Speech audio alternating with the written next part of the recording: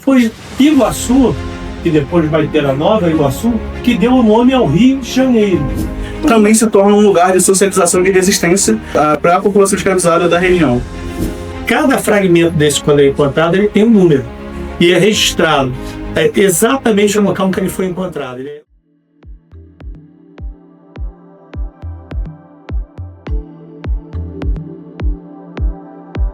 Pessoal, dia 30 de abril de 2026 entrou para os anais da história de Nova Iguaçu, porque nessa data em que se comemora o Dia da Baixada, foi inaugurado o Museu de Arqueologia e Etnologia desta cidade. Esse museu é o primeiro do estado, ela fica aqui pertinho da Torre Sineira da antiga igreja de Nossa Senhora da Piedade de Iguaçu e também bem próximo à antiga Fazenda São Bernardino. Vamos lá conferir?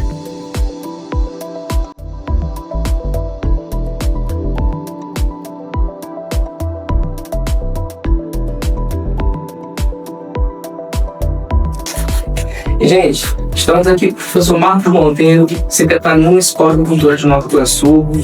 Ele é historiador, curador de arte, um abnegado, um apaixonado por Nova Iguaçu. E hoje nós teremos a honra de ele estar se celebrando no seu visita no museu. Esse museu que é um marco na história de Nova Iguaçu, ele vai falar muito mais propriedade, mas eu estou muito encantado, maravilhado com a obra que foi realizada aqui. Então, Marquinhos, prazer estar aqui com você, prazer de estar, visitando essa obra, um legado que você deixou aqui para a Prefeitura de Nova Iguaçu. Eu sei que você não vai longe, eu sei que tem muita coisa para ser feita, mas eu queria que você nos desse o prazer de acompanhar você nessa viagem aqui ao passado. Paulinho, o prazer é meu te receber aqui, você que esteve com a gente desde o início desse projeto, ajudando, incentivando, enfim. Sem a sua ajuda seria muito difícil nós chegarmos a esse momento. Esse museu, como você já disse, é uma referência para o Estado, é o primeiro museu de arqueologia e etnologia do Estado do Rio de Janeiro. Nós temos mais 3 museus desse tipo no Brasil, todos ligados à universidade. Nós temos o Museu de Arqueologia e Etnologia da USP, da Universidade de São Paulo, temos o Museu de Arqueologia da Universidade Federal do Paraná e temos o Museu de Arqueologia e Etnologia da Universidade Federal da Bahia. Então esse é o 4º museu do Brasil de arqueologia e etnologia e o primeiro por uma prefeitura, e o primeiro também no estado do Rio de Janeiro. Então de fato é um marco, coloca Nova Iguaçu no patamar que ele merece estar, que a cidade merece estar por sua centralidade, por sua história, sua riquíssima história. E é um prazer te acompanhar na visita aqui dessa exposição. Vou apresentar para vocês a exposição Raízes Ancestrais da Construção da Nação Brasileira, cujo símbolo é o Tembetá. Tembetá é um adobo que os índios tupinambás que habitavam essa região usavam aqui no lago inferior, no país aqui. Então é uma peça importante que vocês vão ver também aqui na exposição. O Tembetá encontrado aqui no Rio de Janeiro, são raríssimos, e todos, como nós sabemos, os índios foram dizimados no século XVI aqui para a fundação da cidade do Rio de Janeiro. Então, todas essas peças remontam de 500 anos para trás, chegando até, alguns casos, a 4.000 anos de datação. São as peças mais antigas aqui da exposição. Nós temos peças com quase 800 mil anos.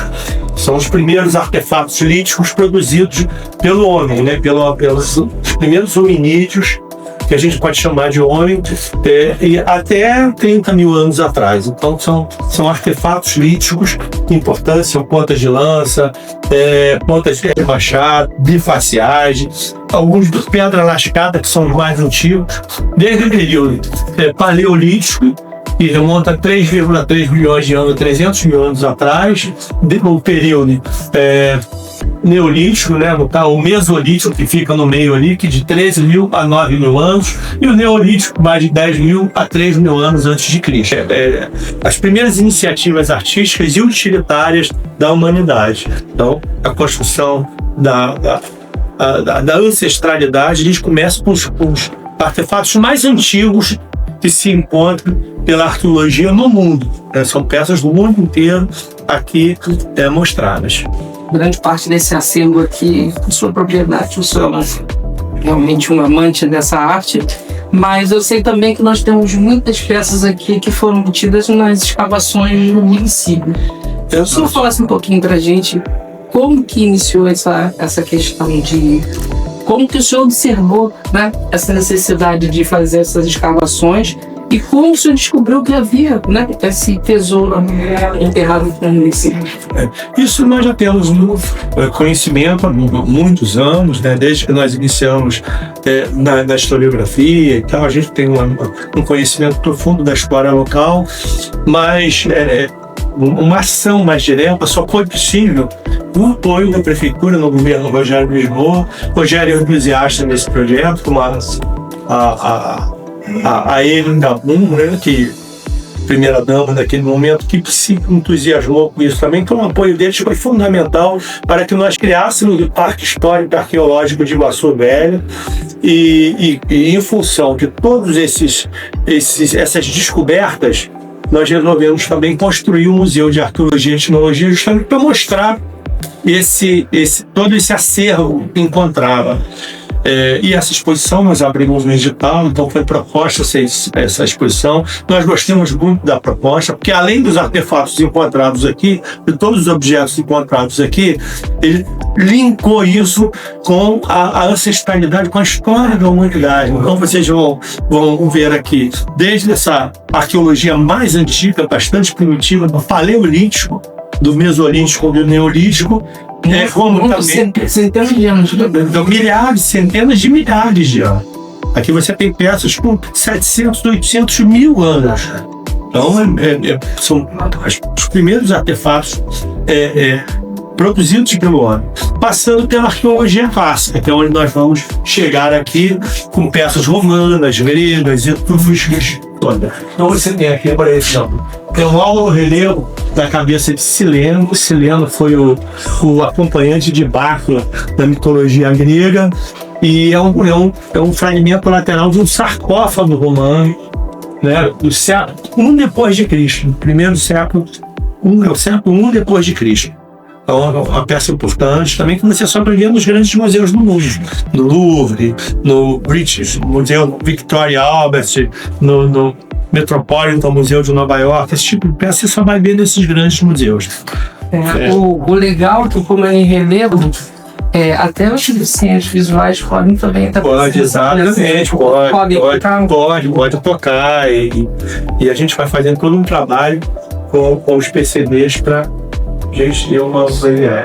Aqui também uma peça raríssima, é uma cima com 5 cabeças de peão. Essas peças são muito valorizadas, né? Qualquer museu gostaria de ter são pesadíssimas, um bloco de mármore romano, e elas formavam uma borda elevada dos ternos dos templos gregos. Então elas ficavam em cima nas bordas e tal. Uma peça muito interessante. Nos principais museus também a gente vai encontrar que são os relevos de Campana, que também encimavam, né? Faziam uma espécie de sanca nas casas palacianas, nos templos romanos e tal. Então você vai ver vários motivos, com cabeças de Apolo, com sátiros aqui esmagando frutas para fazer o vinho, sátiros colhendo frutas. Então essas bordas todas que a gente também conhece, né, de museus, dos grandes museus do mundo, que tem coleções fantásticas, e estão sendo apresentados aqui também no museu. Né? Outras várias peças com essa dificuldade, camisas votivas, né, etrusco-romanas. Vocês vão ter ali estatuetas de Tânagra. Inclusive, o Visconde do Rio Branco tinha uma coleção também de tânagras romanos, com vasos romanos, uma erva de Dionísio também. Então são peças muito raras, são fragmentos muito raros, de templos e residências romanas e gregas. Então você passa pela arqueologia clássica também, e daqui nós entramos nos povos originários brasileiros. São artefatos dos indígenas brasileiros, alguns também milenares. Eles têm uma pele grossa, né, que eles eram caçadores e colhedores, dependendo do tempo, e utilizavam também essas peles, em suas peças chegam a ter 2.000 anos de idade, e vários machados aqui também. utilizados pelos indígenas brasileiros. É um coroa indígena e, além da cestaria, né, nós temos várias gravuras dos viajantes que estiveram aqui no Brasil desde o século XVI ao século XIX, são gravuras originais de época, algumas apareladas. Essa daqui, por exemplo, são do príncipe Maximilian de Waldenwindt. Então são gravuras muito raras, como aquelas lá, e aquelas aqui são debris do século XVI dos índios dessa região, que eram antropófagos. Então mostram gravuras ali, eles praticando antropofagia. É muito interessante, são gravuras muito raras e normalmente as pessoas só veem cópia. Aqui estão as originais do século XVI. Então são gravuras muito importantes. Professor, eu vejo que o acervo daqui é um valor inestimável, né? Verdade. De grande importância. E dentro do projeto do museu, existe a previsão do acesso das crianças das escolas municipais aqui de Nova Iguaçu, guiadas por um profissional, para que eles possam realmente ter consciência dos nossos primórdios, né, de tudo que aconteceu aqui antes da nossa chegada? Sim, já está previsto as visitas guiadas, os agendamentos já vão começar a ser feitos. Nós recebemos aqui a secretária de Educação, a professora Virgínia, as também secretárias de Assuntos Pedagógicos, né, de Projetos Pedagógicos, Erika Brum. Elas estão muito entusiasmadas com o museu e com essas visitas que já começarão a ser programadas. Nós estamos treinando aqui os profissionais que farão essas visitas com os alunos. E o que é importante, aqui no parque também está previsto um anexo na casa do professor, um auditório e uma creche que vai ser construído também aqui dentro do parque, para que a gente possa receber com conforto, principalmente nesse auditório, as crianças, né, da rede pública municipal que irão participar não só para visitar o museu, mas para o parque arqueológico, as escavações, para eles entenderem como um trabalho é feito. Acho que vai ser de fundamental importância. Ótimo. Chegando aqui no Brasil. Aí você sabe, tem noção da idade dela, não? Não, isso é uma reprodução, né? Uma reprodução. Ela ficava no hall do edifício de Docas de Santos. Um edifício lindo, que é a sede do IFAM hoje no Rio de Janeiro. Ela ficava naquele hall ali. Já deve ter uns 80 anos. Tem espanhol, não podemos esquecer que o Brasil foi Espanha durante o período da União Ibérica, de 1580 a 1640. E essas peças, elas eram uma espécie de escritório que vinham nas caravelas. Eles carregavam isso nessas caravelas aqui para guardar documentos. A azulejaria portuguesa, é bem própria disso. Eles trazem os azulejos para as igrejas, começam a se enriquecer com esses azulejos. Um astrolábio, só existem 3 astrolábios no Brasil antigos, né? São do século XVI também.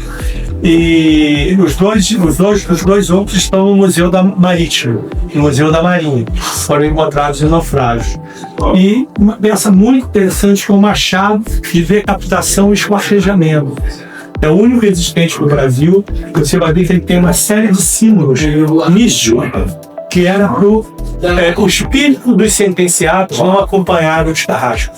Essa é uma peça única no Brasil, que inclusive teria esquartejado Tiradentes, que ele é utilizado pela coroa portuguesa. Se você notar ali, tem uma série de funções, aquelas carinhas ali, com a coroa portuguesa, ou seja, isso só poderia ser usado pelo Estado, que a pena capital só podia ser decretada pelo Estado, o rei que decretava a pena capital. Por isso que essas peças têm, quer dizer, isso é uma peça única aqui do Brasil e tem todos os carinhos e os símbolos, então é raríssimo.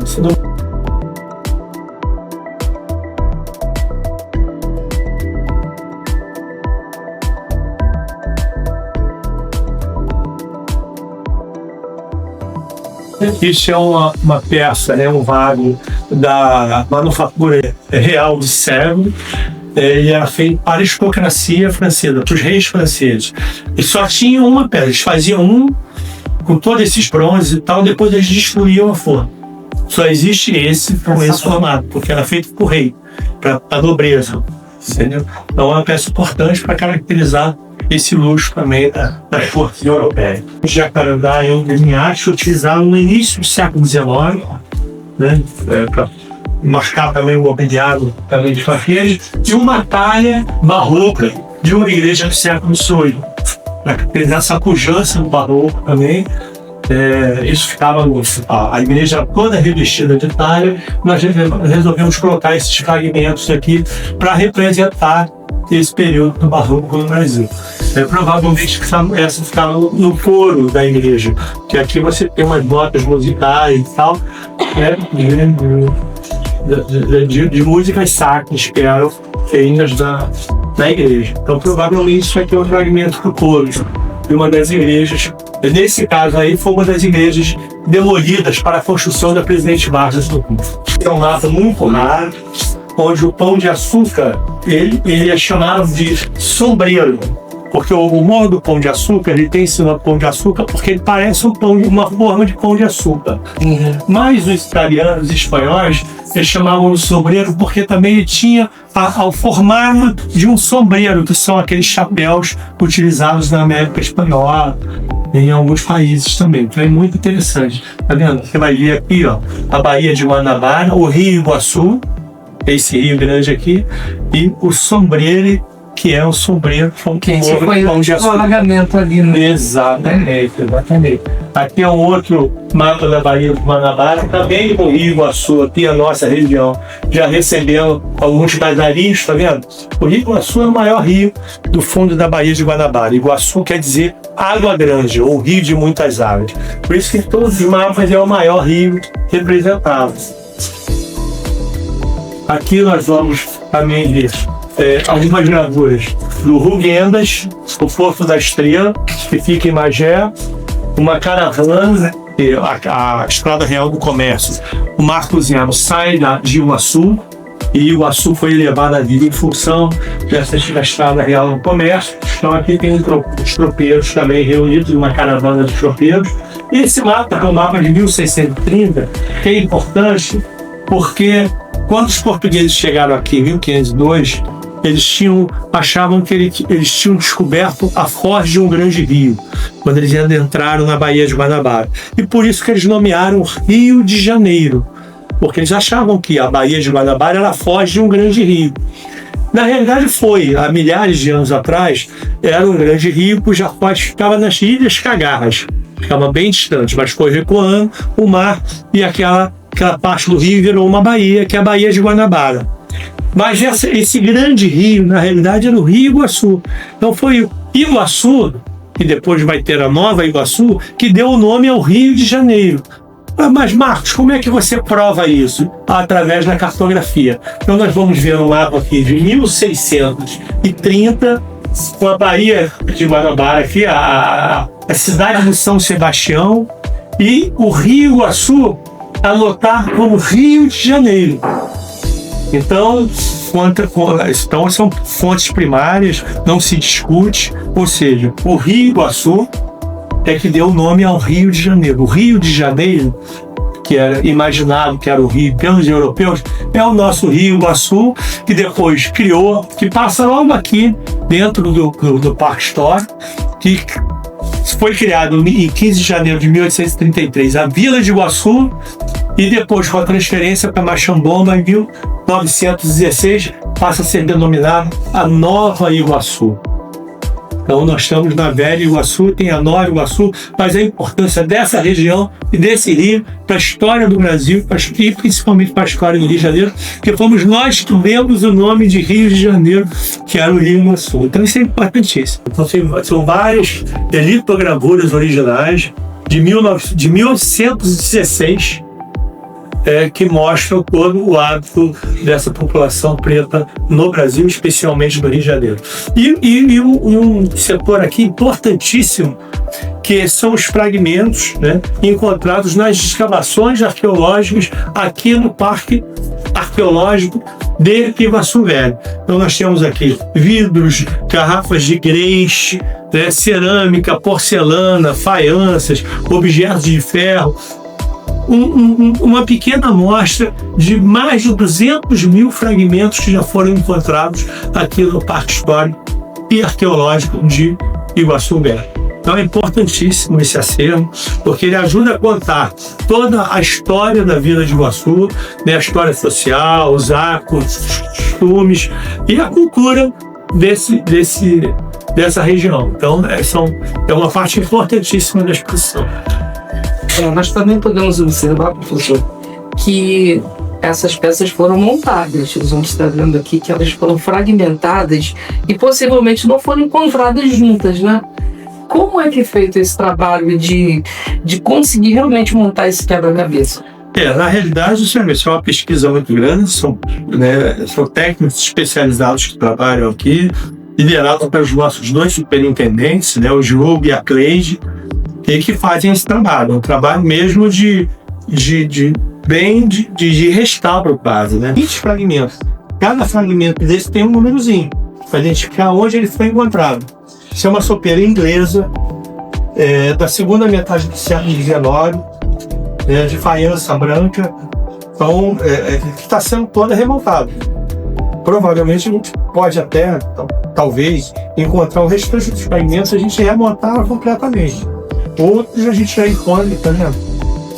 3, 4, 5 fragmentos. Outros a gente não encontra os fragmentos no meio, mas a gente vai fazendo o possível. Muitas marcas, a gente encontra muitas marcas, tá vendo? De faiança, de porcelana inglesa, francesa, belga, né? E através dessa marca você consegue identificar a origem, se ela é belga, se ela é francesa, se ela é inglesa, entendeu? Toda ou portuguesa. Então você consegue identificar. Aqui você vê, por exemplo, uma peça inglesa com todas as marcas, inclusive com o fabricante. Então, isso é muito interessante, porque a gente passa. Iguaçu era uma vila de comércio. Então, todos esses produtos que vinham para cá, eles também eram transportados para as Minas Gerais, para o Vale do Paraíba. Então, aqui era uma rota. Então, e muitos desses produtos seriam levados para lá e vendidos para aquela aristocracia rural do Vale do Paraíba, né, para as Minas Gerais. Muitos ficavam aqui também, porque a vila também circulava muitos recursos daqui. Então os proprietários aqui, não só de vendas, de comércio, mas fazendeiros, compravam também essa louça europeia no seu dia a dia, para utilização em suas casas. Então isso é uma prova, uma amostra de como como funcionavam os lares de Iguaçuana naquele período, principalmente no século XIX. Na época ali, principalmente no século do Primeiro Império e do Segundo Império. Como a região se torna uma região muito cosmopolita, uma região que ela é amplamente acessada por pessoas do mundo todo, um dos fragmentos de material que a gente conseguiu encontrar nessas escavações foram, por exemplo, de moedas que vieram de outros países. A gente tem tanto moedas do período imperial quanto moedas argentinas que foram encontradas nesses sítios arqueológicos, além dos cachimbos e de outros objetos que fazem parte da vida diária da vila. Por que essas peças elas são tão interessantes para o contexto que a gente apresenta? Além de serem peças do século XIX que remontam à antiga Vila de Iguaçu, essas peças elas contam para a gente sobre o contexto social e sobre a formação da identidade da própria região. Esses cachimbos com grafismos africanos foram todos encontrados nos sítios arqueológicos daqui do nosso Poço Público, que é um dos nossos sítios de escavação hoje. E eles contam um pouco pra gente sobre a história de socialização da população escravizada da região. Houve um momento em que, nos seus códigos de postura, nas leis da vila, a convivência de mais de 5 pessoas escravizadas no mesmo tipo de ambiente era por lei proibida, então seus senhores ou seriam multados ou esses escravizados seriam presos. O que esses cachimbos contam pra gente nesse contexto? O Poço Público é um poço que foi financiado diretamente por Dom Pedro II nas suas visitas, também se torna um lugar de socialização e de resistência para a população africana, para a população escravizada da região. Porque todo mundo precisa acessar água, o Poço Público ele vai ser acessado principalmente pela população escravizada e seria um momento onde essas pessoas poderiam estar em convívio sem serem ameaçadas pelo punitivismo da lei do período. Então, mais de 5 pessoas escravizadas acessariam a água que era distribuída para toda a vila, porque todo mundo precisaria dessa água, independente de classe social ou da sua origem. Então, do Segundo Império ali, e é curioso, porque Pedro II esteve aqui na vila, ficou alguns dias aqui, inclusive doando 100 contos de réis para a construção do chafariz da vila. Sim. E encontrar esse botão aqui de uma farda imperial é possível até que tenha sido da farda do próprio imperador. que só a guarda imperial que usava esse roupão. Então é uma peça importante também, apesar do seu diminuto tamanho, mas é uma peça importante. E é importante reconhecer, né, esses fragmentos, porque passaria totalmente despercebido por uma pessoa que não tem esse conhecimento aprofundado, né? Claro, foram os últimos povos a chegar no Brasil, foram os africanos, lamentavelmente trazidos de forma brutal, eles foram escravizados, já vendidos como escravos da África. E aqui então nós temos um setor que mostra essa cultura. Nós começamos com as manilas. O que são as manilas? Manilas são esses braceletes que eram utilizados como moeda na compra de escravizados. Então cada etnia tinha um tipo de manila. Essa, por exemplo, é a manila real. Vocês vão observar que elas têm vários grafismos e isso define qual a etnia que utilizava cada tipo de manila. Algumas eram fabricadas na Bélgica, na Inglaterra, porque eles utilizavam essa moeda na compra também de produtos e presos escravizados na África. Então, é uma coleção importante, alguns são riquíssimos, alguns podem chegar inclusive ao século XIII, XIV, né? E essas moedas, chamadas manilas, foram utilizadas até o início do século XX, do século XIII ao início do século XX. Então você tem diversos períodos representados aqui. Essa placa de bronze era uma das placas que revestiu o Palácio do Rei do Benin. O Palácio do Rei era todo revestido com placas de bronze com esses guerreiros aqui. Então, as pessoas pensam que na África eram só tribos de uma cultura muito rústica, mas existiam cidades extremamente suntuosas, e civilizações bastante suntuosas. Nós não podemos esquecer que o Egito fica no norte da África, né? É uma civilização que é uma referência da cultura mundial. E não só de bronze, mas de madeira, né? Com representações de Exu, de Xangô, né? O Obá, que é o rei. Aliás, ali é a rainha, aqui é o Obá, aí é a rainha, uma das rainhas. Leopardo, que é um símbolo muito forte da cultura africana. Ali mostra 5 orixás também, de um artista português muito importante. E uma cabeça de Oni de Fé, que foi a cabeça utilizada para o monumento de Zumbi dos Palmares, na Avenida Presidente Vargas. Foi exatamente essa cabeça que foi utilizada para aquele monumento de Zumbi dos Palmares. Você falou de chamar atenção. Verdade. E você tem agulhas do Ruguendas também, representando as etnias que vieram para cá, né? Benguela, Angola, Congo, diversas etnias, né? Que vieram de Rebolo, Cambinda, com diversas etnias, uma escultura mágica, Bauré, que é importantíssima essa escultura, também se consegue nos grandes museus do mundo, uma espada de Ogum. Nós podemos ver aqui elmos, né? Máscaras de elmo, que é importante. Então, essa é Limbu, é uma máscara elmo. Aqui é uma escultura mágicas de Kizinihonji, ela para descarrego das energias negativas. Vocês vão ver aqui outros relicários. Esse é um relicário Fang do Gabão, também do século XIX, muito raro. E uma cabeça banco, foi um grupo que veio em grande quantidade de escravizados para cá. Essas eram no início do século XX. E um relicário cota de dupla face,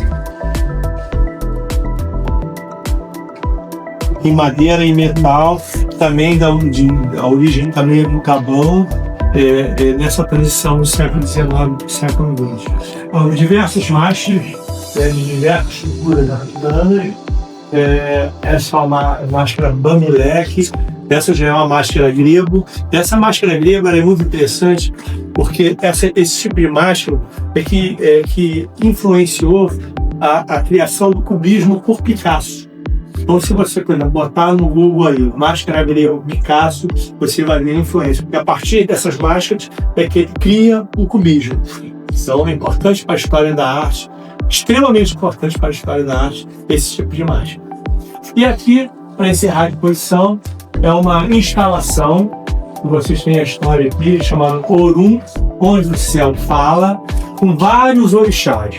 Então, você começa ali desde Exu, aí você passa por Omulu, Xangô, Oxóssi, todos os já chegando até o mais alto, que é já quase o Olu, que é Oxalá, hein?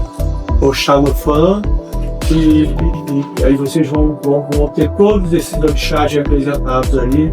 Vocês vão ter um barco de oferenda para Iemanjá, esse primeiro altarzinho ali, aquele primeiro cone ali, é uma imagem de Iemanjá, e isso foi tudo montado por um sacerdote para representar bem a cultura e a religião africana. No caso da nossa exposição aqui, o nosso foco não é a religião, é a mitologia africana.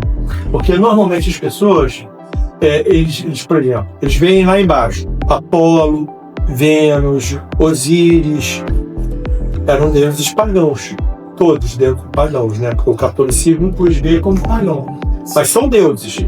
E as pessoas não têm preconceito. Já com os deuses africanos, que são orixás, as pessoas têm um preconceito enorme, implantado pela Igreja Católica no período colonial, porque os tratavam como entidades demoníacas. Mas ninguém tratava Apolo, Vênus, Deus, Osíris como entidades demoníacas. Muito pelo contrário, são enaltecidos, né? Porque nossa, Vênus, Apolo, todo mundo quer ter um corpo de Apolo, quer dizer, são referências de beleza e de cultura. Mas passa para os orixás, que são os deuses africanos, aceita aquela versão, aquele preconceito. Então isso é para desconstruir também o preconceito em relação aos deuses africanos. Então é uma instalação, eu acho que muito oportuna e necessária para concluir essa exposição. E é muito importante esses esclarecimentos, porque na maioria das vezes a pessoa quer um busto de um deus, como o senhor especificou, mas ele não conhece a história de Apolo, de Vênus, enfim. E como aqui é um museu que trata de obras de arte, é muito importante a gente estar realmente ressaltando. E me chamou a atenção também, professor, que nós temos instrumentos musicais. Eu queria só fazer esse complemento. São atabaques, né, utilizados, uma espécie de tambor. Esse, por exemplo, é um pequeno, é mais para tambor, aquele ali é um atabaque, utilizado nas cerimônias religiosas e na cultura, por exemplo, como a capoeira, no samba de roda, mas principalmente nos terreiros, né, nas casas de santo, porque é muito próprio quando os ogãs, os chamados ogãs, fazem os toques. Para cada orixá tem um toque diferente, para chamar o orixá. Então o ogã é de extrema importância, por isso tem que estar aqui ladeando a entrada dessa instalação. Não é um altar, é uma instalação artística. Nós colocamos os atabaques para representar esse chamamento aos orixás. Então, professor, de observar que realmente aqui são peças muito interessantes e é importante que as pessoas que querem fazer a visita ao museu saibam por quanto tempo que elas vão ficar aqui expostas, se tem uma expectativa, uma periodicidade para novas peças. Quais são os seus novos planos e projetos para o museu? O museu tem que ser um organismo vivo, né? Então, nós vamos ter uma exposição permanente e tem as exposições temporárias. Essa foi a exposição de inauguração do museu, ela vai ficar 6 meses, ela é fruto de um edital. Então, daqui a 6 meses ela é desmontada e entra outra exposição, com outro tema, mas sempre ligado à história da humanidade, à história do Brasil, à história da região. Todas as exposições têm esse foco, porque nós não podemos esquecer que nós estamos no Museu de Arqueologia e Etnologia. Então, todas as exposições terão como mote esses 2 temas, né? Que é um tema, tem uma série de motivos e de assuntos e de tipos de material museal para ser mostrado, né? É uma infinidade, porque você conta a história da humanidade, tudo que foi produzido, então tudo cabe aqui. Então a ideia é essa, e além dos projetos de produção de conhecimento, de visitas guiadas, educação para o patrimônio, educação patrimonial. Então tudo isso vai ser desenvolvido no museu. E como eu disse, é um organismo vivo. O museu não pode ser simplesmente um lugar para guardar peças antigas, para mostrar peças antigas e parado no tempo. né? O museu tem que ser um museu de grandes novidades, como dizia Cazuza, né? Então, as pessoas vão ter periodicamente aqui, porque senão, o que acontece? A pessoa vem, visita uma vez, não precisa visitar mais, porque já viu. Então, essa vai ser uma duração, uma exposição até longa, até para nós podermos fazer os ajustes, né? Nós já estamos licitando um elevador aqui para o segundo andar, para dar acessibilidade aos PCDs. Por enquanto, nós só temos acessibilidade no primeiro andar. Nós já estamos providenciando acessibilidade para o segundo andar. Isso é importante ressaltar também. Ou seja, nós estamos ainda finalizando o projeto como um todo, mas que queríamos inaugurar no dia da Baixada, para dar um grande spoiler, né, nesses próximos 6 meses do que vai ser o museu. Professor, observo aqui que após essa restauração que foi feita na Torre Cineira, né, da Igreja Nossa Senhora da Piedade do Iguaçu, no cemitério, eu verifico que a Secretaria de Cultura, a Prefeitura de Nova Iguaçu ainda tem planos e um projeto, me parece que isso aqui vai ser um complexo cultural. Queria que o senhor dissesse quais são esses planos, quais os projetos e o que a gente já pode saber. Eu não sei se ainda está em projetos que ainda não estão concluídos ou ainda estão na parte do nosso sonho, né? Na realidade, o parque histórico está previsto, além do MAI, do Museu de Arqueologia e Geologia do Iguaçu, estão previstos mais 2 museus aqui, né? A princípio o Museu de História Natural e o Museu dos Tropeiros, e todo o complexo de atendimento ao visitante, como restaurantes, bistrôs, cafés, galeria de arte, livraria, loja de artesanatos, né? Que vai ser construído também no lado oposto aqui dos prédios públicos, que há muitos empresários interessados. Então, isso aqui vai ser uma grande área, é um grande museu a ser aberto, com 3 modulos, e uma área enorme aqui para eventos, feiras, para festivais de música, festivais, por exemplo, festival de chorinho aqui, vai ficar uma coisa linda, de arte popular, de cultura popular, como maracatu, afoxés. Então, tudo vai acontecer nesse largo aqui, feiras de empanhadas. Então, tudo vai acontecer nesse largo com essa estrutura que nós queremos montar aqui, no restaurante, nos bistrôs, cafés, joias artesanato, além dos museus. Acho que o parque vai ser uma grande opção de lazer e de encontro para as pessoas, e principalmente de colocar à disposição toda essa produção de conhecimento que está sendo propiciado pelos trabalhos da Prefeitura da cidade de Nova Iguaçu, através da Secretaria de Cultura, para que todos possam absorver esses conhecimentos, esses flashes, né, de cultura, não só da nossa região, mas de todo o mundo. Eu achei importantíssimo, porque era um espaço que faltava, não só em Nova Iguaçu, mas em toda a Baixada Fluminense, e o grande fluxo de pessoas tem demonstrado que existia sim uma demanda muito forte. Para você ter uma ideia, nas 2 primeiras semanas, nós tivemos aproximadamente 2.500 visitantes. Isso é um número muito expressivo, né? Principalmente para essa localidade, que a pessoa tem que vir aqui, não é passagem, tem que entrar aqui para visitar o museu. E nos surpreendeu, ficou muito além das nossas expectativas e demonstrou de maneira inequívoca que nós estávamos certos. Então, é um prazer enorme ver esse sucesso, não só do MAI, mas do Parque Histórico e Arqueológico de Nova Iguaçu. Agradecer ao nosso prefeito do Reino, que está dando as condições necessárias para que a gente possa avançar com esse projeto. Então, professor, eu observei aqui também que nós temos vigilância, né, com a equipe da Secretaria de Segurança, Secretaria de Ordem Pública do município. Como é que está funcionando isso? Olha, 24 horas por dia. Todo parque ele tem segurança 24 horas por dia, né, com a equipe da Secretaria de Ordem Pública. Agradecer aqui o Coronel Fernando Bastos, que tem dado todo o apoio ao projeto. E, aliás, toda a Prefeitura, né, a PODEM tem sido uma parceira enorme, Secretaria de Serviços Públicos, Secretaria de Obras, Secretaria de Educação, enfim, todos parceiros, a FENIG, né, que é a nossa parceira maior. Então, olha, é um trabalho da Prefeitura. A Secretaria de Cultura está capitaneando, mas é um trabalho da Prefeitura que envolve todo o staff da Prefeitura nesse projeto. Para a gente finalizar hoje esse momento histórico, eu aprendi muito com o senhor, muito obrigado. Eu gostaria que o senhor fizesse um convite para a população e nos dissesse quais os dias e horários que o Liceu fica aberto. Olha, inicialmente ele funciona de sexta a domingo, das 10 às 17. Inicialmente. Nós devemos ampliar esse horário com o tempo. Agora, além desses horários, as visitas guiadas que serão programadas durante a semana, porque atender as escolas, principalmente as escolas da rede municipal. Então, mas o horário é esse, 10 às 17, de sexta a domingo. Vai ter um fluxo maior de turistas aqui, Potiguar, enfim. E como eu disse, tem nos surpreendido muito. Muito grande, filas para entrar no museu. Eu fico imaginando quando o parque estiver todo pronto, isso aqui vai explodir. Então, estou ansioso para que isso.